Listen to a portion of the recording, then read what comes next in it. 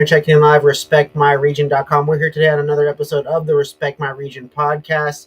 Today we've got a very special guest. We've got Lauren McNaughton. She's the brand director of Kiva Confections. Today we're having a conversation specifically about their live resin / live rosin fruit chew brand. It's a gummy brand, if you would. It's Lost Farm. Lost Farm is one of my favorites. You guys have seen me do these reviews on YouTube the last few years.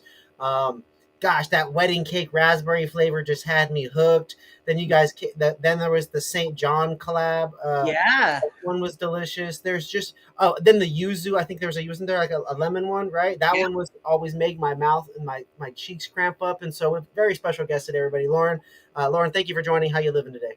Amazing. Thank you so much for having us. I really appreciate you guys being down to rock with us. We did an event together about a year or so ago. We've always been fans of you guys, and today we get to talk terps. We get to talk live resin and rosin, and also this national expansion. Man, Kiva's out here taking over. Yeah. And it's cool though because you guys. You guys have these strain specific products, and it seems to me that that Lost Farms is one of the core brands in the Kiva ecosystem, and it seems like that dedication to that strain specificity, that seems to be a real intentional, like a real important foundational element to the brand. Yeah, I was actually wondering if you were going to ask me a question that says, like, what separates Lost Farm from everybody else? And my answer prepared was intention. And so you nailed it on the head. We being, there's a ton of us behind the scenes at Kiva, but myself and Nicole Daryanani, who I refer to as my co-pilot. She's our head of procurement for all of our biomass. Mm-hmm. We work incredibly hard, sometimes upwards of like 12, 16 months out to plan innovation for Lost Farm, particularly if, there's a incredible cultivar that we want to bring to the portfolio, or if we're doing a collaboration or bringing some sort of new genetic to the lineup. So it's scaling a strain specific brand that will be the strain every time you try it. It's not a single origin that's going to change, the third or fourth time you had it, is incredibly difficult. And we are happy to do that because we want to stand behind what we're offering. Lost Farm turns 5 this year, which is incredible. Wow. I haven't been on the brand team for that whole journey. I was in sales. I remember when Lost Farm launched and being part of that, but being part of this evolution of Lost Farm, we've had a tremendous 2024 and a killer 2025 has been a real treat. The number of states you guys are in now, where are we at? Kiva at large is about to eclipse 35, including hemp channels, and that's D2C or brick and mortar. Lost Farm, I think we're at about 15 and growing. We're about to launch a couple new markets, and we just launched some new markets. New Mexico just came online. Missouri's about to come online next month, or July, excuse me. So always looking for new opportunities. Come on, man.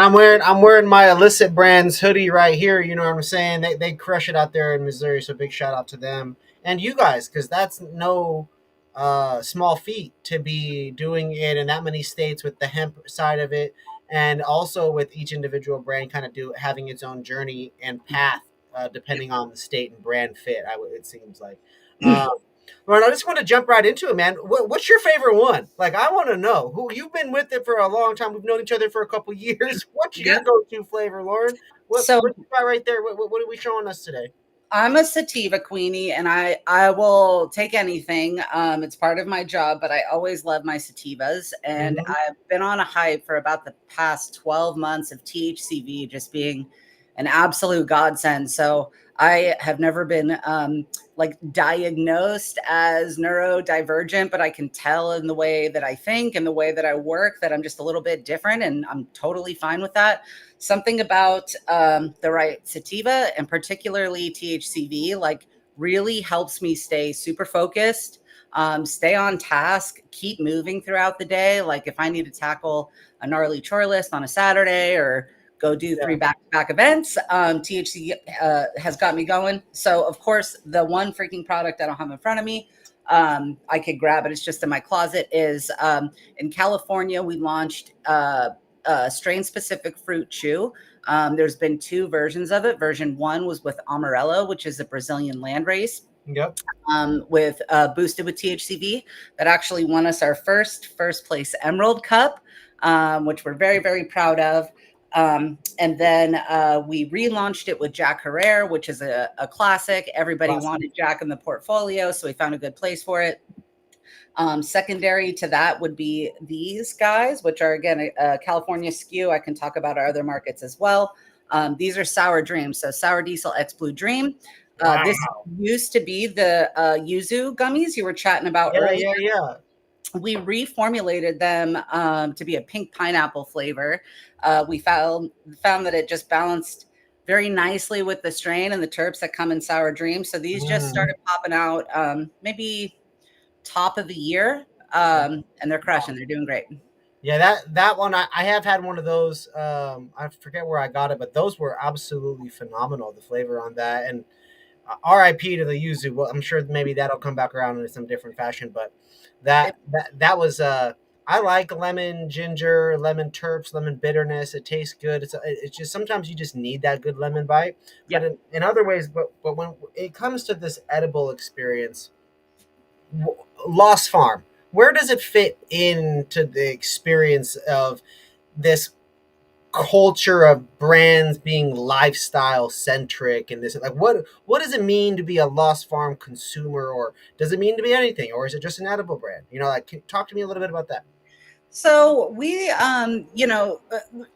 taking a step back to like the Kiva portfolio at large, we try to offer a product to everybody from the canna curious, they might be a little bit scared of cannabis or they had a bad experience in the past, to the cannasaur. So when we're talking about cannasaurs, that's where Lost Farm comes into play. One of the things that I feel very passionately about the brand that Lost Farm affords that maybe other edibles do not is we get to not only play in the space of edibles and have a very diehard fan base in all of the markets we're in, but we're also sort of branching out into other categories. So I want somebody like my dad, who's familiar with Blue Dream and loves it. He's been smoking it since the 70s, to walk Right. into a dispensary and say, "Oh, I can eat this now and it might last a little bit longer and it's candy and I don't have to smoke it. Great, I'm going to grab it."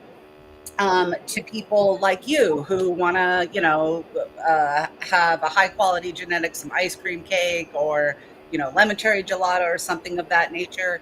So, I actually bought the Blue Dream, to be honest. well, Like, okay, fair. it's funny. I use strain specific gummies for specific reasons, for Yeah, experience specific things, totally. and I would regularly go. There's two brands that I buy sativa gummies from, and it's you guys and Kana, and I think rightfully so. They have delicious flavors, the little medallions, and you guys have delicious flavors, and they're not the same. One of them's Mhm, just sativa with some terps and whatever they do in Katana. All due respect to Kana, I just don't know. And mhm, you guys, which all the ingredients and everything, night and day different product, plus the strain specificity there. I always buy both items and both brands, but I find myself gravitating towards your guys' tubes with the packaging, because it fits better in my pocket. It fits better in my backpacks and things like that. And people don't expect it to be like that, stacked so perfectly. yeah. Um, with that, they expect it to be maybe like little chunks, like M&Ms in the tube or something like that. Hmm. Um, They're great as to the read. brand director, what was some of the decision into the branding and thought process like that? Like, I mean, this is a Mylar bag world. You guys went plastic too. So that's speaking a little bit before my time, but I have some theories. And number one is like it goes without saying, Lost Farm's a premium product. We have quality ingredients, we have quality extracts. It's going to be one of the more expensive edibles on the shelf. And so we want to stand out in that regard. Hmm. However, we do play in both, right? So we have the tubes, which Yeah. are not in every market, by the way. These are only in a couple markets. Oh, okay. Okay. So we don't. I'm not always looking for tubes depending on where I go. You're not always looking for tubes because they're cool. You nailed it on the head. They're in this really nice stack and they're great to just pop open and pop out, but they're hard to scale for production. And Mm, then in some markets, you'll see products in pouches. So like in California, the fruit yeah, the juice, fruit juice. Yep. are in pouch, or Lost Farm gummies will be in a smaller pouch Okay. in Yeah, yeah. kits. Like the single ones that I've seen some of the single unit gummies. Is that a thing? Am I wrong? We have single unit gummies as well in California, but in most geo markets, they're still going to be 10 piece. The potency might change in some Yeah. markets because of regulations. They go as low as 5, or in markets like Michigan that they really like a high potency product, they go up to 20 milligrams per gummy. Do you that fruit chew product drastically different than your guys' gummy? They're Yeah, not, and but holy cow, they're delicious. they They are so are good. so addicting. They're yeah, they could be problematic. You got to like put them away. Any plans for those to be cut in half so I get 20 pieces in a bag instead of 10? Like the Maybe. mini Starburst instead of the full size Starburst. You know what I mean? Maybe. So one of the things we pride ourselves on at Kiva is we're always looking for consumer feedback. We're listening to the market. You'll see like our portfolios evolving. Michigan just had a big evolution of new strains, new genetics, new extracts, new flavors. Oh, exciting. California, yeah, California. We had a couple coming this year. Illinois, same thing. We haven't yet got a request to make them less strong. It's always more I just strong. want the candy. The candy's delicious. Yes, Obviously, so it's just like you give me twice as much candy in the same format. I will buy both variations of the bag. You know what I yeah, mean? Like perhaps. that. I'm, I'm actually having That's an a exciting one. That shout out this joint making me come up with. I don't know why I didn't think about that sooner. Now, how do you guys come up with the flavor curation, Lauren? What's going on with these crazy flavors? Because I'm seeing fruits that I don't normally. I can't. Some of these fruits you guys have in these flavors, I can't go to the store and go get. You know what I yep. mean? So So what's going on with your curation? wonderful question. There's sort of two answers. So the first answer starts with before we even are talking about a gummy, and we're talking about the strain and the extract that we're putting in the gummy. Mm-hmm. As you know, some cannabis tastes beautiful and terpy and might be like a very lemon or citrusy flavor, like a Jack Herrera. Something like a GMO is like funky with notes of garlic, and it's like it's not a bad taste, but like spinning that in edible can be weird. So one of the coolest sort of like unknown facts about Lost Farm that I love the opportunity to talk about is when we are evaluating a strain slash extract to bring into the portfolio, we put it in unflavored products so we can understand the terps, the flavonoids, everything. Is it super gassy? Is it just really light? Is it really earthy? So you remake a gummy and you remake a fruit chew just unflavored, like unflavored, and then you put the flavor of the weed in that. So they'll have it in. What can I ask? What is the extract for your cannabis terpene situation? Is it just cannabis terps? Is it live resin? Is it live rosin? What is that? What is that world like? Live resin and live rosin. So we have customers that appreciate both. Ultimately, we're going to defer to what the plant wants to do more. There's strains like wedding cake that love to throw down in live resin and then put off beautiful, delicious yields, or strains like ice cream cake that are just like really meant to be a beautiful rosin. Those are two of your staples. Those two strains. Yes, absolutely. Yep. So we're not going to, force the hand on anything. Like we're not going to force something to be rosin that's going to end up tasting gross because you have to pack so much into an edible because it's low potency. We're not going to do the same for resin. Mm-hmm. And so depending on what markets we're in, of course, we're always looking for both or looking to grow both, but we're really fluid in that regard on respecting the plant and what the plant wants to do. That's cool. And so from there, yeah, it'll follow a flavor journey. And one of the things that we really aim to do is, you nailed it earlier saying raspberry wedding cake. That's one of the very first Lost Farm products ever. We want to offer our consumers continuity market to market. So if you go to Illinois or Massachusetts or New York or New Mexico, like you're going to find raspberry wedding cake almost every time. And if you don't find raspberry wedding cake, you're going to find raspberry with a very comparable indica. So again, like spinning it up into unflavored product. And then we talk about, based on the strain, like, is this one of our core SKUs? We want to follow some rationale with continuity market to market. Yeah. Or if it's one of what we call our limited release SKUs that's only here for a few months, then we get super wild. So like Yuzu Fizz or pomegranate, Oh, island that one fruit. was. I loved pomegranate candies and chews. That one was fire. Oh my I god, have like, I forgot think about the that. last one in existence here that I Yes, save that and sell it to me for $50 in a year or two. fair.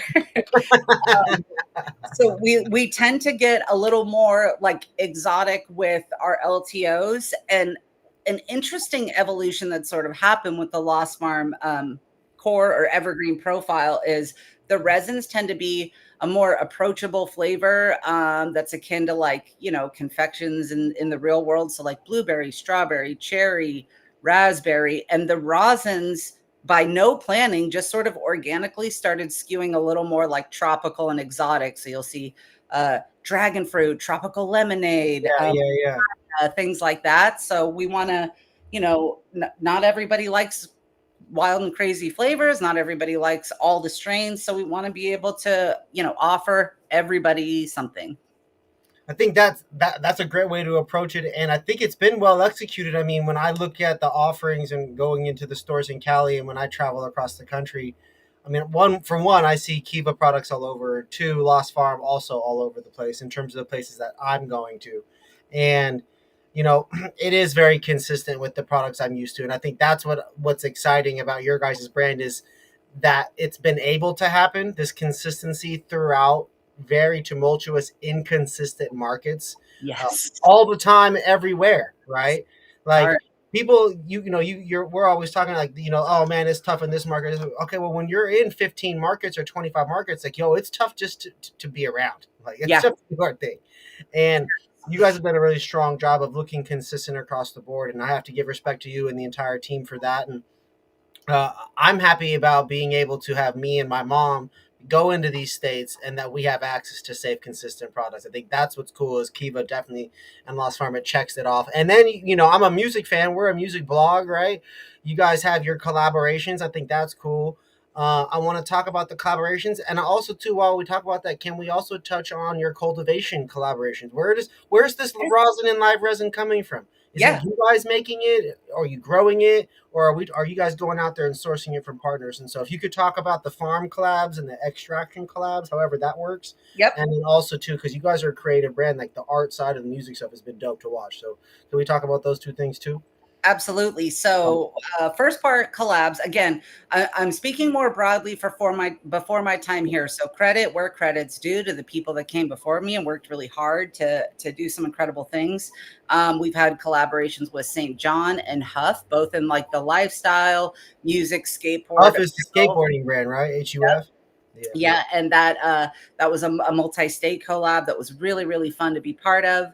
Again, sort of like a callback to reaching out to these consumers in other categories, flower concentrates. We're always looking for dope brands to partner with. So in times past, we've partnered with Jetty Extracts in California to do some collaborations with flagship strains.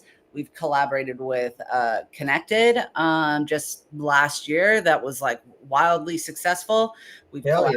collaborated with, so those are both like, well, one's a concentrate company. Connected is like indoor exotics, very heady. You know, they know their consumer. Yeah. And then we also want to collaborate with great sun-grown farms. So there's like right behind me is a Pink Jesus poster.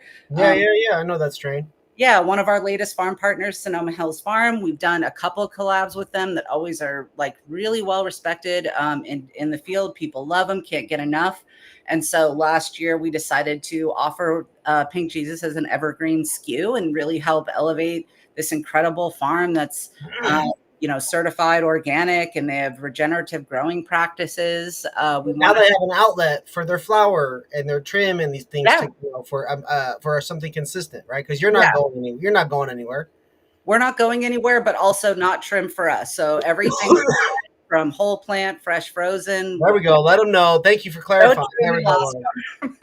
Lauren. And then in Michigan, we partnered with Ice Cream Hash Co., which is a wonderful women-owned solventless lineup. Yeah, That yeah. was incredibly well received. So the list keeps going. I'm cooking up something so exciting for the end of the year in California that I want to tease. I won't, but I'll reach back. You'll be But the you first. did. It's for California. Let's go. It's for California. So, and we're always looking for people to partner with and recommendations. I am only one person. I try to keep a good pulse as to what's going on in the market and who the dope cultivators are and extractors, but I'm sure I'm not the most up to speed. So we take recommendations from our sales team in other markets or our ops teams or on Instagram, when people are always shouting out like work with so and so or bring this to the market. And then on the second part to your question is we work with a whole network of farmers and extractors everywhere. So as the brand scales, it's impossible to own the supply chain, from start to finish. I think it's something that we would love to do and aspire to do. But instead, we have a very rigorous and intentional intake process on the partners that we work with. In California or other markets or in some vertical markets, we have to work with our manufacturing partner and their supply chain. So, as long as it's quality in and quality out, that's, one of the things we always promise. And maybe one day we'll have Lost Farms in every market that we're in. How how dope is that, man? I mean, the ability to be a farm partner for Kiva is out there for people that are growing quality cannabis consistently, and potentially interested in partnering. You think that's dope? And for those of you guys that would be interested in that, where would people reach out if they were a farm and they were struggling to get into stores, because it's not easy to get into stores? It doesn't always make sense to grow weed and sell it to stores. Sometimes it makes sense to grow weed and sell it to big brands Yep. and do a wholesale bulk business model. Um, Yeah, I guess the best way to reach out would be, I mean, maybe our Instagram would be a good spot to start. We have contact forms on the Kiva Confections website, of course, easy, that get easy, routed easy. through our customer support team. If you want to sort of cut the fat, you could go to us on IG, and Emily, our community manager, will always, send me leads as soon as they come through. Dope. Now, Laura, we've got about 10 minutes left. So, I was smoking a joint at the beginning, so I failed to shout out our sponsor. But big shout out to our sponsor for the episode, everybody. Extract Consultants, terpenes, flavors, fragrances, aromas, custom formulations. These are our partners for about the last 6 months to help us provide a platform to these brands out there. I've been talking with Lauren for the last 18 months about doing some content and getting some product, and we did an event together, and it's just dope to come around and be able to ask these questions. And Lauren, we very much appreciate your time. Now I've officially been freestyling it this whole time because Great. I'm just genuinely a fan. I'm interested in it. We talked about most of the things that are like kind of informative about the brand. Um, Circling back, do you guys have anything? I mean, we're in the middle of Q2 right now. Do you have anything coming up at the end of this month or anything coming up going into June? Yeah, New products, big events. What you guys got going down? quite a bit going on. So I'm probably going to miss a market, and my sales team is going to kick my butt. But Well, you're only in 35 with the hemp stuff, so we'll forgive you for not knowing every single state that you guys are. yeah, the mental gymnastics is real. So the biggest news for all of us, and nobody will get upset about this, is we just launched our fruit chews in our first market outside of California, which is a huge deal. They're in Illinois, which is the second biggest Lost Farm fan base and performing market next to California. Nice. We also were just very appreciative recipients of the Seed Talent Bud Tenders Choice Awards in Let's Illinois. go. Shout out to Sea Talent too. Shout out to all the bud tenders for making this brand major. Bud tenders in the house. Let's go. Hey man, the bud tenders, y'all really do it out here, man. We appreciate you guys. As a former bud tender myself, it's not easy to stand there all day and be bombarded with question after question after question. Or sometimes people don't even look at you. They just all right, bye. Like Yep. it's sometimes it can be pretty thankless, but we appreciate you guys. Amen. Yeah, all of us owe everything to the bud tenders, the front line. We have new markets opening up. We have more rosin coming to New York. We did our first rosin drops, and they sold out so fast. Let's go. So we'll be bringing new genetics to New York. We have Missouri coming online. We have a very cool collaboration in California coming soon. There's something going on in every market basically through the rest of the year. And then on sort of like a minor, less exciting to the broader audience, but exciting again for like continuity and consumer experience, is you'll start to see sort of the finishing line of this Raspberry is always going to be paired with an indica. Strawberry lemonade is always going to be paired with a sativa. We're finishing what we're calling like a big renovation in all of our markets. So come the end of the year, like all that will be done. And instead of every market formally having their own custom flavors and their own custom strains, you're going to be able to get comparable purchases market to market, which we're excited about. That's awesome. Being able to have it truly locally correlated, I guess, for lack of a better word, um, is I love that idea. I love being able to have the staples across each market, and then being able to have the stuff that's important to each area. I mean, coming from Washington State, where in Oregon, we got a lot of blackberries, Marion berries, and all that kind of stuff. And I think, when you grow up eating going everywhere, and there's always those options in the next to this chocolate shake or the vanilla shake or Yeah. whatever it is. Um, you just kind of get used to having that everywhere. And then coming here to California, you don't get the same things. And going over to Arizona, New Mexico, you don't get the same things. And Georgia or Florida or wherever, they don't got the same stuff. And so it's dope to see you guys customizing it area to area. Um, we've talked about the expansion. We've talked what's going on with the hemp products. People can get it all over the place. You guys got a D2C website for people to get that. You're telling me that I can order that stuff and get it sent to my mom in Houston? Yes, but actually I forgot one exciting thing, so I'm going to go back for a second. Yep, circle back. Whoop, whoop, whoop. At SF Hash Week this year. Oh, yeah. Week of July 10th in San Francisco. More information on social media. 7/10. Yeah, it's put on by David Downs, who's kind of a big deal in cannabis, and I'm really looking forward to that. And then going to hemp. So currently, only Camino products are offered in hemp. Again, in both like direct to consumer channels and brick and mortar. Mm-hmm. So, but we don't overlap states where that is not allowed. So me as a Californian resident, I can't order hemp Camino to ship to my house. We want to make sure that we're operating legally first and foremost, and supporting dispensaries, of course. And yeah, got to have a separation between hemp and cannabis. And yeah, not muddying the waters. So, which means Texas is a go then. Yeah, perfect. Circling back just minor too. Camino, I almost forgot. I love that brand. Delicious gummies, sour ones. Those are some of my go-to ones. What are all the Kiva Confections brands? Mm-hmm. So it started with Kiva bars, chocolate bars, which are infused with cold water hash. Yep. Next in line are Petramints, which are sugar-free microdose mints at 2.5 grams a piece. Then came Camino. Then came Camino Sours, Lost Farm, and Lost Farm Chews, and Terabytes. I skipped Terabytes. Terabytes came after Kiva bars. Little 5 milligram chocolate covered, blueberries, espresso beans, caramels. Affectionately have a cult following known as the Bloobs that have been around for a long time. Interesting. You never had a Terra? No, I've never even seen them. I'll get you some cold water hash chocolate covered delicious. Yeah, that sounds delicious. I love chocolate covered things. Yeah, they're great. The Bloobs is because of the blueberries? Yep. And they've been around.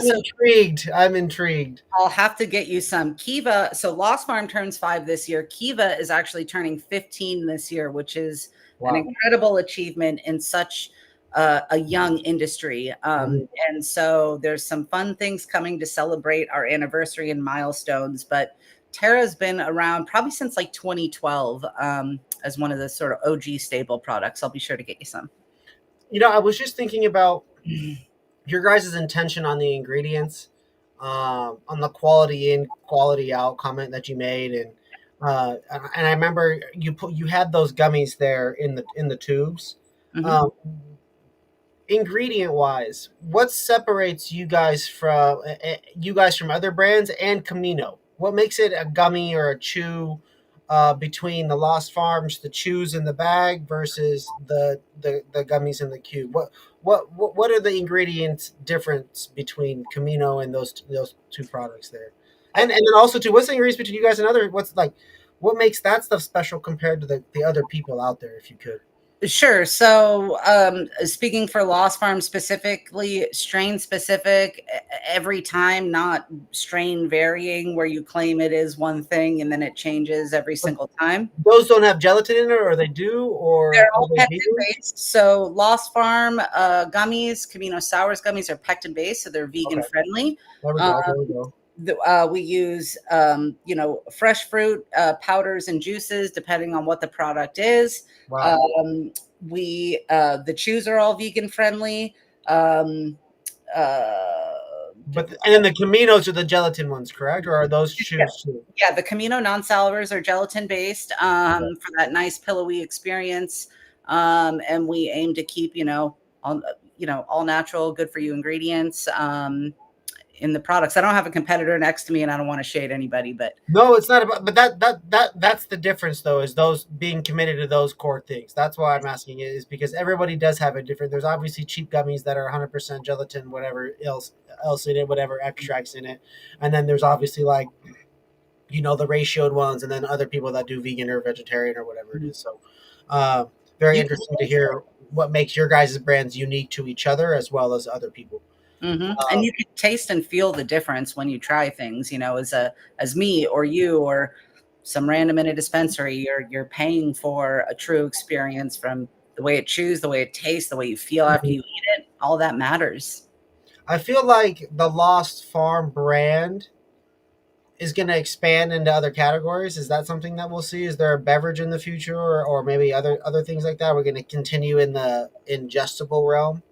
I would love to see a beverage. It's not anything on the works, but it's on a wish list for sure. But yes, there are other categories coming this year. Cool. Oh, this year. Oh, we're getting some big news. There we It's a big, go. it's a big year for Lost That's Farm this year. exciting. Yeah. Um, well, I won't pry too much further on that one. We'll have to circle back and bring you guys back on to share the news right before that actually happens. Well, before we get you out of here, I always like to just give my guests the floor to talk about something that's important to them, or maybe it's breaking news, or whatever it is. I also, it is basketball season, so I like to talk about, like, I always like to do like what's your starting five? Do you have like a starting five favorite products across all the Kiva? Like if there's a buyer right now watching and they're like, I got $1,500, I got $2,000 to spend. What are the five products that I might be able to get? A box each or a case or two of each or whatever it is. What would your recommendations be? Yep, answer is going to be based on assume whole portfolio. So first are the two Camino Sleep Skews, Midnight Blueberry, Blackberry Dream are absolute musts. You got to have. You said sleep first. I rock with that. Yep, Tropical Burst THCV Camino Sours is also a must, and then Lost Farm Blue Dream or Wedding Cake, depending on what market you're in, and then ice cream cake or um, ice cream cake or mimosa, probably depending on what market you're in. Ooh, the mimosa made the list too. I rock with that. My lady just asked for mimosa the other day, so that's a wonderful. She didn't know that it existed in the weed form. Oh What a, yeah, what a great one. we got her sorted. Classic. Lauren, it's been a pleasure having you here today. Everybody, thank you guys for watching. We've got Lauren McNaughton here. She is the brand director for Kiva Confections. Today's episode was talking about Lost Farm and their current, diverse product offering. What makes them special? What makes them different? Some of our favorite items across the categories. Be sure to tap in, like, follow, subscribe. Lauren, where can people follow you guys or visit the website? Or if they live in one of those states, maybe like a Texas or somewhere like an Arkansas or something crazy, maybe they can get some of those Caminos on online. But where can they visit you guys? Social channels, if you want to follow Lost Farm specifically on IG, it's at Lost Farm by Kiva. Mm-hmm. We also have a Kiva, like sort of House of Brands channel at Made by Kiva, which just got reinstated on Meta.